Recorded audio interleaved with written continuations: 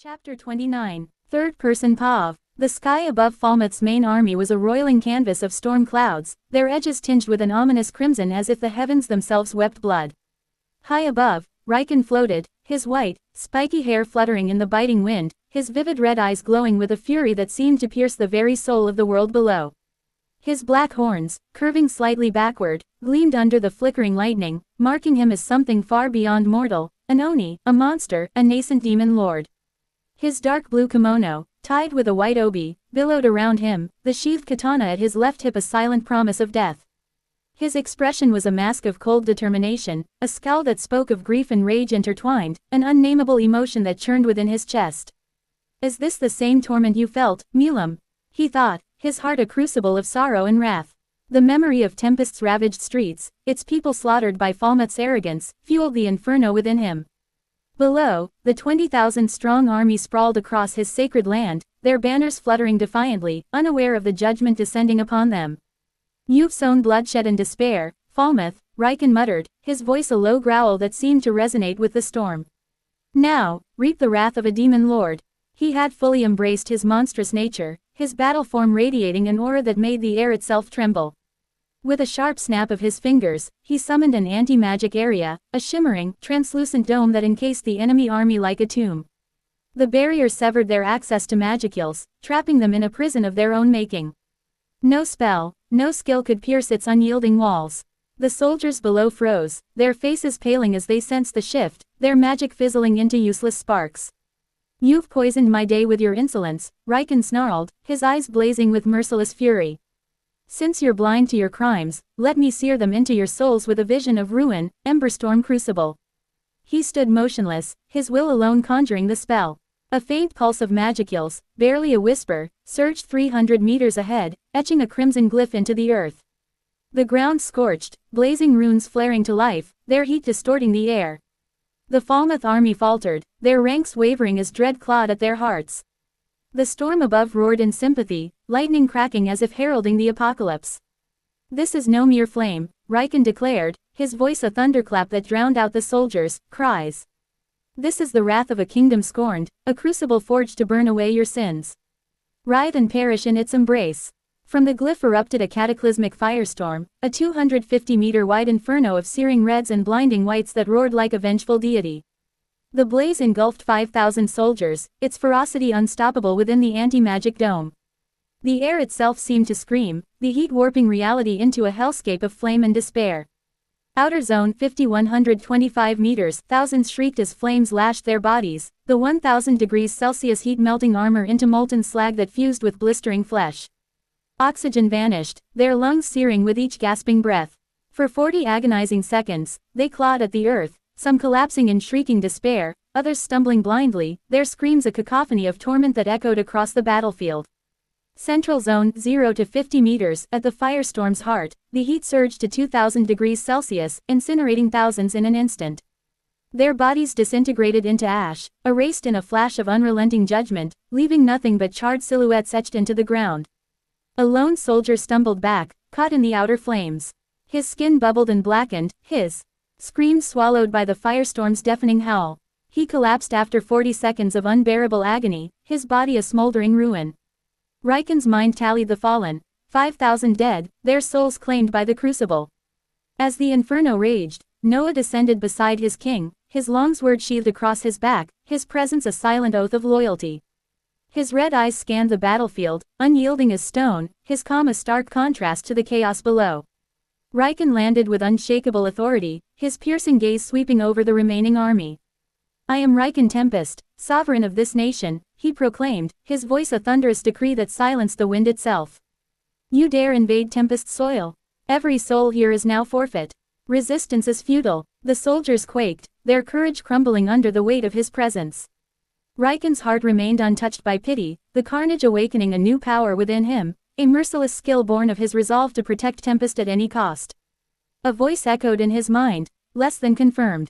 Unique skill less than merciless greater than has been successfully acquired. Greater than asterisk. What's that? Analyze it, Riken commanded, his voice steady despite the storm of emotions within. Riken's gaze darkened as he and Noah advanced toward the army's heart, where a grand, ornate tent stood defiant amidst the chaos. A knight burst from its entrance, his armor gleaming with feudal pride, only to meet No's blade.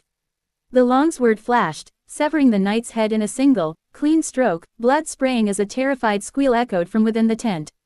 Raisin, now possessing Shogo's body, stumbled out, his eyes widening at the sight of the fallen knight, Fulgen. "No way, is this the ruler of the monster country?" he muttered, his voice trembling with disbelief. Raiken's red eyes locked onto him, their glow cutting through the smoke. "Your face is foreign to this world. Are you one of the otherworlders who attacked my town?" he asked, tilting his head slightly, his tone deceptively calm. "The body is, but the mind is different," Raisin replied, his voice strained but defiant. Raiken hummed, his expression unreadable. "Whatever the case, you're still the enemy." Without hesitation, he summoned a crimson glyph, smaller than the emberstorm but no less deadly. Flames erupted, searing Raisin's body to a blackened husk. The mage collapsed, unmoving, his charred remains a testament to Raiken's unrelenting wrath. From within the tent, Ed Malice squealed, "What? Raisin too?" Raiken sighed, his patience thinning. "Now it's just these two." He strode forward, settling onto a large rock with casual dominance, one leg crossed over the other, his katana resting at his side. Noah stood beside him, a silent sentinel, his blade still dripping with blood. "So, who would you two be?" Raiken asked, his voice calm but laced with menace. Ed Malice, his regal robes trembling, stared at the Majin before him. His mind raced, grappling with the realization that the Western Saints' Church's schemes had collapsed. "This is the Lord of Monsters, a demon lord. But he's just a child," he thought, clinging to false hope. "Reports say he's naive, unused to hard diplomacy. I can salvage this. You show such rudeness, ruler of monsters," Ed Malice said, forcing confidence into his voice. "Get down from there and kneel before me." Raiken's finger twitched, annoyance flaring in his eyes. Does he think I'll obey just because he's a king? He forgets I am one too. I am Ed Malice, king of Falmouth, and I wish to. Before he could finish, Raiken glanced at Noah. The subordinate's blade flashed, severing Ed Malice's hand in a single stroke. Black flames sealed the wound, preventing blood loss but amplifying the king's agony. Ed Malice screamed, clutching the stump, his composure shattered. "Don't worry," Raiken said coolly. Noah sealed the bleeding with less than black flame greater than. "You won't die, yet." He turned to Rayheim, who stood frozen in terror. Is what he says true?" Rayheim jolted, his voice trembling. Answer me," Raiken commanded, his aura flaring, a suffocating pressure that crushed the air. He's real. That's King Ed Malice himself," Rayheim stammered, falling to his knees. "I'm Rayheim, Archbishop of the Western Saints' Church. I vouch for his identity. Please, spare me. I can convince humanity you're no threat." Raiken's gaze shifted to Ed Malice, his red eyes boring into the king's soul. "You were about to say something, weren't you? Choose your words carefully. I'm not some naive pushover you can order around." His aura surged, a coercive wave that made Ed Malice's heart stutter. "This is a misunderstanding," Ed Malice pleaded, his voice cracking. "I came to forge friendly relations. The army was for my safety, nothing more. The Western Saints' Church acted on their own, testing your worthiness for alliance. The otherworlders were reckless, but I was deceived too. This is fortunate, though, your warriors proved their strength. Less than merciless greater than has been analyzed, less than merciless greater than, a unique skill that seizes the souls of those who have lost the will to fight, granting instant death to the defeated, the great sage intoned, its voice cold and precise in his mind. Raiken glanced at the knights groveling nearby, their spirits broken. They attacked my people, declared war unprovoked, and felt no remorse. Pitiable. How many have died? He asked the great sage. 8,008 have perished, it replied. Not enough, Raiken muttered. Activate less than merciless greater than. The remaining 11,992 soldiers, battered by the firestorm's edge, dropped their weapons, their spirits crushed. Raiken's whisper carried across the battlefield, your defiance ends here. An invisible wave pulsed from him, and merciless claimed their souls. In an instant, 11,992 bodies collapsed, their eyes hollow, their essence extinguished. The battlefield fell silent, 20,000 enemies reduced to ash and corpses. Ed Malice gaped, his voice rising in panic. What happened to them? The only living humans left from Falmouth are you two, Raiken said coldly.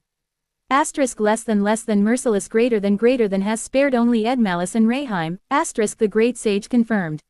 I cannot trust you, Riken continued, his voice like ice. Your actions clash with my will. It's a pity you're a king, or I'd have unleashed my full wrath on you. I'll leave that to Akari. Edmalis's eyes rolled back, and he fainted, overwhelmed by fear. Asterisk less than notice. The necessary soul nutrients for the seed to sprout have been stockpiled. Now commencing harvest festival, evolution into a demon lord. Greater than asterisk. Riken swayed, a sudden wave of sleepiness blurring his vision. This, exhaustion, he murmured, steadying himself. Noah stepped forward, his gaze filled with unwavering admiration. This was no divine wrath, but a king's duty fulfilled, prospering his nation, shielding his people, and obliterating his enemies with unrelenting resolve.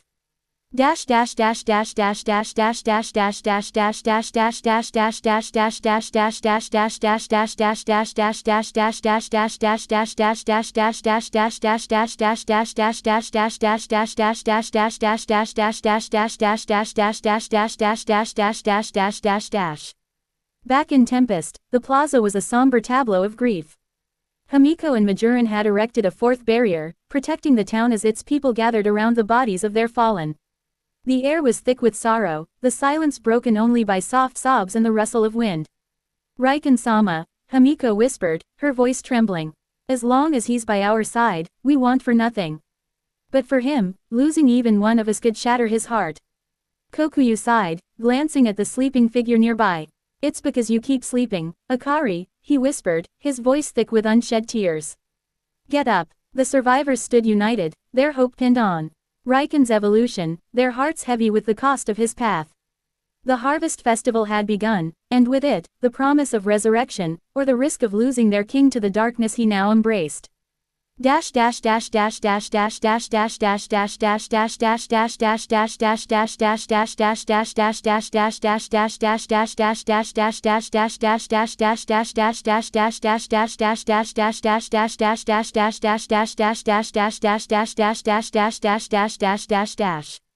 Riken's pav. The world blurred at the edges, a wave of bone-deep exhaustion crashing over me as Great Sage's voice echoed in my mind. Asterisk less than notice, the harvest festival has begun. The process of evolution into a demon lord is underway. Greater than asterisk my limbs trembled, the weight of 20,000 souls harvested by asterisk less than merciless greater than asterisk fueling the transformation, but it was sapping my strength faster than I could bear. The battlefield stretched before me, a grotesque tapestry of ash and corpses, the air thick with the stench of charred flesh and the fading embers of asterisk Emberstorm crucible. I couldn't hold my battle form any longer, the white, spiky hair, the black horns, the vivid red eyes, all of it flickered, threatening to dissolve. With a groan, I sank to the scorched earth, my kimono cooling around me, my katana clattering against the rock I'd claimed moments ago. This isn't my usual sleep mode, the thought clawed at me, panic rising. It's beyond fatigue. I can't fall asleep here, surrounded by death, with Edmalis and Rayheim in my custody. I have to get back to Tempest. Asterisk less than notice. One survivor detected via less than magic perception greater than asterisk Great Sage's voice cut through my haze, sharp and urgent. My heart stuttered. What? Every broken soul should have been claimed by less than merciless greater than, this one's willpower is strong. Dread coiled in my gut. I can't deal with this now. Asterisk less than notice, the harvest festival cannot be halted. Greater than asterisk. Damn it, I muttered, my voice weak. Ryuga, are you here? I called, my gaze dropping to my shadow, desperation lacing my words.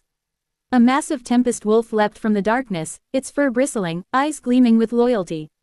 Here I am, master. Ryuga's voice was a rumble of devotion, grounding me. Good boy, I rasped, my hand trembling as I patted his snout. Top priority, Ryuga, get me back to Tempest safely. Take Edmalis and Rayheim too. I pointed to the groveling king and archbishop, their faces pale with terror. No one kills them, no matter how angry they are. Leave them to Ren's group if needed. Yes, master, Ryuga barked, his tail rigid with purpose. I swayed, my vision dimming. Noah, I croaked, as he knelt beside me, his crimson eyes steady.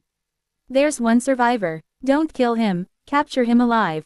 Clean this mess. Consider it done, Riken-sama, Noah said, bowing deeply.